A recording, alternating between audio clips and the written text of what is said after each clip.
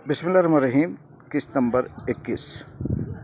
जुनैद अपनी सीट से टेक लगाए बैठा किसी दूर दुनिया में गुम था और ये सोचता रहा, ये दुनिया भी अजीब तमाशा है जहाँ हर मुसाफिर अपनी कहानी में गुम रहता है।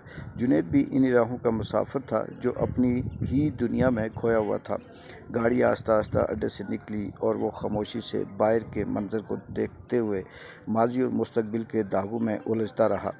जैसे ही गाड़ी जीटी रोड पर पहुंची, इसने आस्ता से शीशा बंद किया, सीट से टेक लगाई और कानों में गाने लगा लिए। मगर हकीकत ये थी कि वो किसी नगमे में नहीं बल्कि अपने ख्यालात की गहराई में खो चुका था। इसके जहन में एक ही सवाल गर्दिश कर रहा था, अभी तक कोई नौकरी नहीं मिली, मैं कब तक यूं ही बेमकसद ज़िंदगी गुजारता रहूँगा। ज़िंदगी की तलखियों ने इसके एहसासात को गानों की सूरत में कैद कर दिया था। इसकी प्लेलिस्ट में हर गाने के बोल जैसे इसकी अपनी ज़िंदगी का अक्स थे। किसी में शिकवा था, किसी में हौसला, किसी में हिम्मत और किसी में प्यार। मगर प्यार भी कैसा प्यार, वो मोहब्बत जिसकी रोशनी में वो जीना सीख चुका था, अब एक दूर अफ्तादा ख्वाब की मानींद थी। वो जिस लड़की से बेपनाह मोहब्बत करता था वो बरसों से इसकी ज़िंदगी में नहीं थी।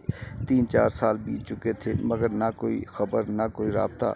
लेकिन जुनैद का दिल आज भी इसी शिद्दत से धड़कता था जैसे कल ही इसे पहली बार चाहा हो।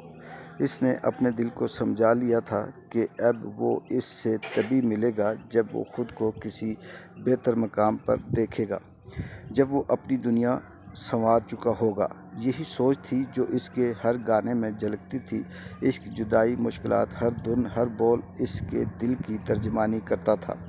कभी वो गानों में डूब जाता और कभी नींद की आगोश में चला जाता और कभी अपनी ही सोचों की दुनिया में कहीं गुम हो जाता। ये सफ़र सिर्फ रास्तों का नहीं था, ये जुनैद के अंदर जारी एक खामोश जंग थी जहाँ उम्मीद और मायूसियाँ एक दूसरे से उलझ रही थीं।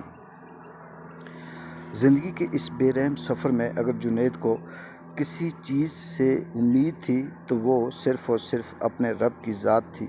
कोई सिफारिश, कोई रिश्वत, कोई ताल्लुक़, ये सब कुछ इसकी दुनिया में कहीं नहीं थे। इसने भी कोशिश की थी, कहीं टेस्ट दिया, कहीं इंटरव्यू, मगर नतीजा वही ढाक के 3 पात। ना कोई जवाब, ना कोई उम्मीद की किरण। शायद वो इस निज़ाम को समझने में नाकाम था, शायद ये निज़ाम ही इसे इस जैसे लोगों के लिए नहीं था। ये मुल्क किन के लिए है, कौन सी मखलूक यहाँ पनप सकती है, ये सवालात जुनैद के दिलो दिमाग में तेज़ धूप की मानी चलते रहे, लेकिन जवाब कोई न था।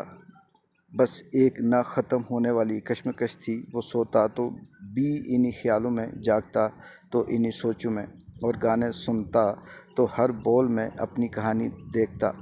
इसी कश्मकश में वो सफ़र करता रहा, यहाँ तक कि अचानक गाड़ी रुक गई। पिंडी का स्टॉप आ चुका था। गर्मी हद से ज़्यादा थी, जैसे सूरज कहर बरसा रहा हो। जैसे ही जुनैद ने गाड़ी से कदम बाहर रखा, एक तपश ने इसका इस्तकबाल किया, जैसे वो किसी आग की भट्टी में दाखिल हो गया हो। पसीना माथे पे चमकने लगा मगर दिल में एक इत्मीनान था। कुछ दिन ही सही, मगर अब वो अपने गांव जा रहा था जहां मौसम नरम था, हवा ठंडी थी और वक्त कुछ लम्हों के लिए सुस्त रवि इख्तियार कर लेता था। शायद वहां जाकर वो इस तपती ज़िंदगी से कुछ पल की राहत पा सके। जुनैद अपने अड्डे पे पहुंचा जहां इसने अपने गांव की गाड़ी के बारे में दरियाफ्त किया। अभी गाड़ी के रवाना होने में देर थी मगर इसने रश से बचने के लिए पहले ही टिकट ले लिया। टिकट हाथ में लिए वो करीबी होटल में जा बैठा, चाय मंगवाई, कुछ देर टीवी की चमकती स्क्रीन को देखा और फिर एक किताब खोलकर पढ़ने लगा। वक्त जैसे ठहर सा गया हो मगर हर बार लारी अड्डे पर ज़िंदगी अपनी पूरी रवानी से रवां थी। हर तरफ हॉर्न की आवाज़ें, मुख्तलिफ स्टेशनों की सदाएं और मुसाफिरों की चहल पहल। दफ़तन जुनैद के कानों में अपने इलाके की गाड़ी के ऐलान की आवाज़ पड़ी। इसने कंधे पे टंगा बैग संभाला, चाय के पैसे अदा किए और गाड़ी की जानिब बढ़ गया। अपनी मखसूस सीट पर बैठते ही इसने वॉकमैन निकाला, पसंदीदा कैसेट डाली और मौसीकी की लहरों में खो गया। دل خوشی اور اداسی کے بیچ جھولنے لگا۔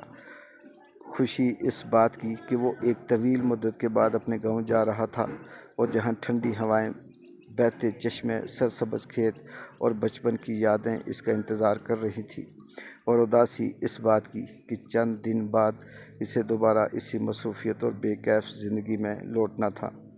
آگے جنید کے ساتھ کیا ہوا یہ سنیے گا اگلی قسط میں۔ اجازت دیں، اللہ حافظ۔